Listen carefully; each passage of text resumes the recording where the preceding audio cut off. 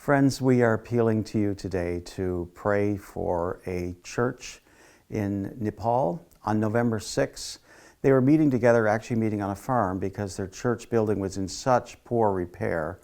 They were meeting on this farm, and that when the pastor got there were around approximately 200 Hindu extremists that broke into their meeting. Imagine that, there are only 20 to 25 people, and you have 200 Hindu extremists that are breaking into their meeting and pretty much terrorized them. They took their Bibles, they took their phones, they took the ladies' purses, they took keys, they took, you name it, they took it. And they beat these people brutally. In fact, there was one person that was beaten so severely that he fainted a couple of times, and they had to revive him. And that was just an indication of what kind of brutality we're talking about here.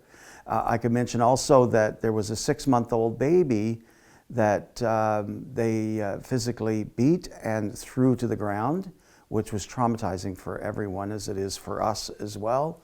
When the police arrived and the extremists finally fled, the congregation, amazingly, they responded in a way that most of us probably wouldn't respond.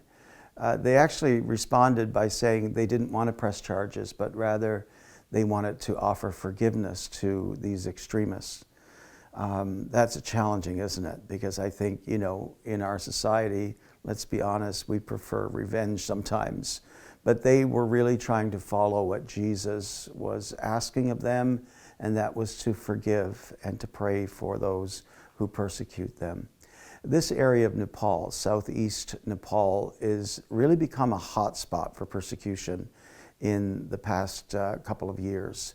And it seems like the attacks are just ramping up all of the time. And so we're seeing an escalation. Christians there are basically seen as a threat to the traditional Hindu way of living. And so they're trying to snuff them out.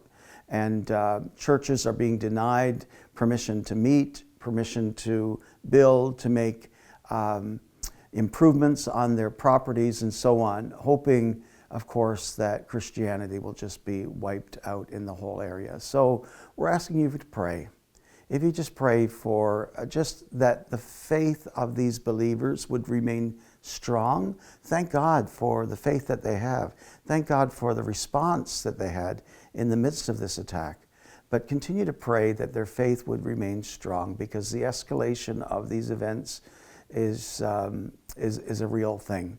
Also, let's pray for healing, healing from these physical injuries that they suffered, and also healing for trauma that they experienced during this attack. And we should really just be praying for the entire church in Nepal, that they would be able to meet freely and they would be able to worship the Lord and not feel in any way threatened. So thank you today for praying. We appreciate it so much.